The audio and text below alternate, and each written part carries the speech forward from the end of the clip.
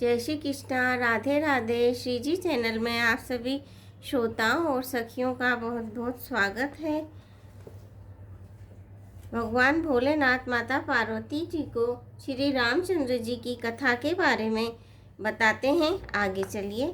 रजत सीप महोभास जिमी जथा भानु करवारी, जदपि मृषा तिहु काल सोई, भ्रम न सकई कोटारी।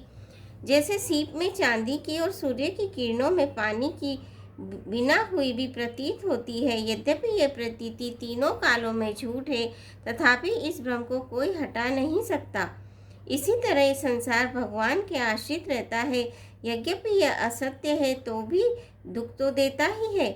जिस तरह स्वप्न में कोई सिर काट ले तो बिना जागे वह दुख दूर नहीं होता। हे पार्वती, जिनकी कृपा इस प्रकार का भ्रम मिट जाता है, वही कृपालु श्री रघुनाथ जी हैं, जिनका आदि और अनंत किसी ने नहीं पाया। वेदों में अपनी बुद्धि से अनुमान करके इस प्रकार नीचे लिखे अनुसार गाया है। वह ब्रह्म बिना ही पैर के चलता है, बिना ही कान के सुनता है, बिना ही हाथ के नाना प्रकार के काम करता है, बिना जीवा के ही सारे छहों रसों का आनंद लेता है और बिना ही वाणी के बहुत योग्य वक्ता है। वह बिना ही शरीर त्वचा के स्पर्श करता है, बिना ही आँखों के देखता है और बिना ही नाक के सब गंधों को ग्रहण करता है, सूंघता है। उस ब्रह्म की करनी सभी प्रकार से ऐसी अलौकिक है कि जिसकी महिमा कही नहीं जा सकती, जिसका वेद और पंडित इस प्रकार वर्णन करते हैं और मुनि जिसका ध्यान करते हैं, वही दशरथ नंदन भक्तों के हितकारी अयोध्या के स्वामी भगवान श्री रामचंद्र जी हैं।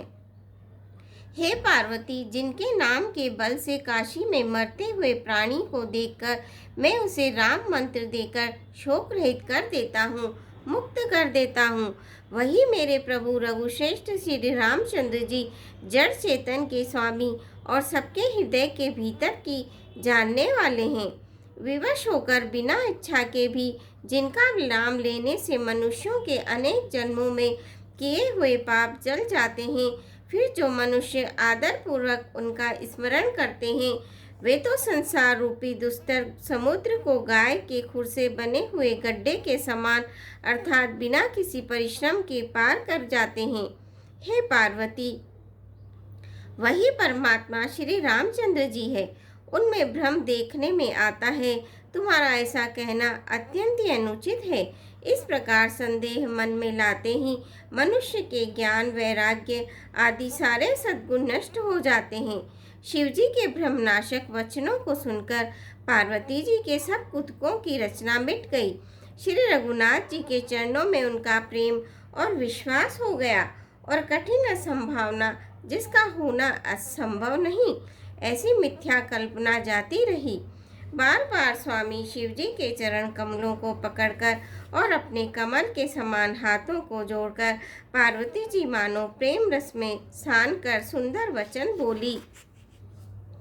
आपकी चंद्रमा की किरणों के समान शीतल वाणी सुनकर मेरा अज्ञान रूपी शरद ऋतु क्वार की धूप का भारी ताप मिट गया। हे कृपालु, आपने मेरा सब संदेह हर लिया।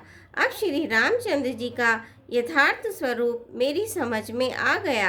हे नाथ, आपकी कृपा से अब मेरा विषाद जाता रहा और आपके चरणों के अनुग्रह से मैं सुखी हो गई।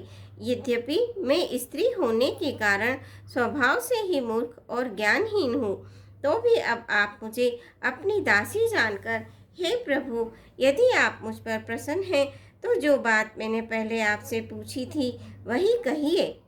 यह सत्य है कि श्री रामचंद्र जी ब्रह्म हैं, जिनमें ज्ञान स्वरूप हैं, अविनाशी हैं, सबसे रहित और सबके हृदय रूपी नगरी में निवास करने वाले हैं। फिर हे नाथ, उन्होंने मनुष्य का शरीर किस कारण से धारण किया?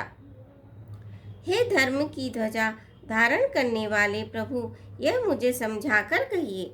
पार्वती के अत्यंत नम्र वचन सुनकर और श्री रामचंद्र जी की कथा में उनका विशुद्ध प्रेम देखकर तब कामदेव के शत्रु स्वाभाविक ही सुजान कृपा निधान शिवजी मन ही मन बहुत हर्षित हुए और बहुत प्रकार से पार्वती जी की बड़ाई करके फिर बोले, हे पार्वती, निर्मल रामचरितमानस की वह मंगलमयी कथा सुनो जिसे काकभूषणी जी ने विस्तार से कहा और पक्षियों के राजा गरुड़ जी ने सुना। वह श्रेष्ठ संवाद जिस प्रकार हुआ वह मैं आगे कहूँगा। अभी तुम श्री रामचंद्र जी के अवतार का परम सुंदर और पवित्र पापनाशक चरित्र सुनो। श्री हरि के गुण, नाम, कथा और रूप सभी अपार, अगणित और असीम है। फिर भी हे पार्वती, मैं अपनी बुद्धि के अनुसार कहता हूँ, तुम आदर पूर्वक सुनो।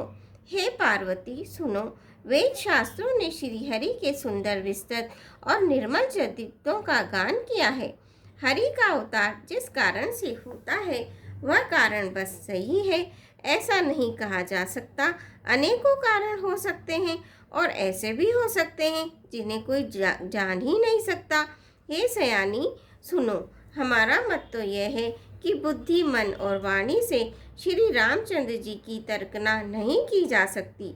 तथापि संत, मुनि, वेद और पुराण अपनी अपनी बुद्धि के अनुसार जैसा कुछ कहते हैं और जैसा कुछ मेरी समझ में आता है, हे सुमुखी, वही कारण मैं तुमको सुनाता हूँ।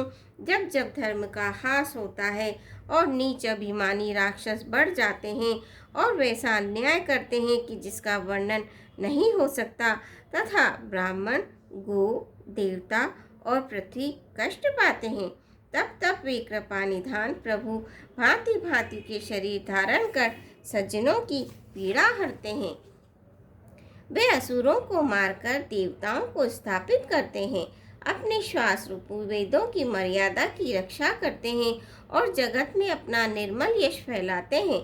श्री रामचंद्र जी के अवतार का यह कारण है।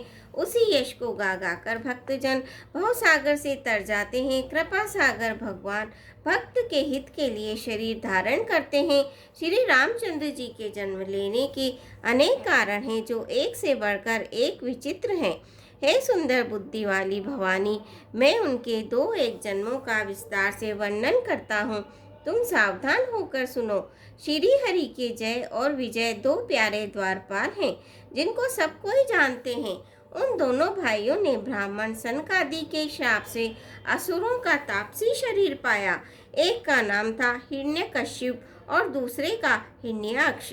ये देवता इंद्र के गर्व को छुड़ाने वाले सारे जगत में प्रसिद्ध हुए। वे युद्ध में विजय पाने वाले विख्यात वीर थे। इनमें से एक हिरण्याक्ष को भगवान ने वराह यानी सुअर का शरीर धारण करके मारा। फिर दूसरे हिरण्यकश्यप को नरसिंह रूप धारण करके वध किया और अपने भक्त प्रहलाद का सुंदर यश फैलाया।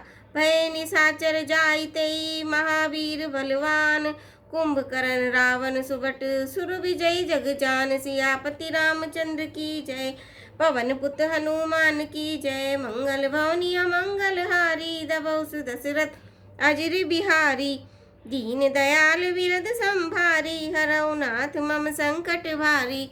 श्रोताओं, आज के लिए बस इतना ही। आशा है आप मेरे चैनल को सब्सक्राइब करेंगे, वीडियो को लाइक करेंगे, शेयर करेंगे। धन्यवाद।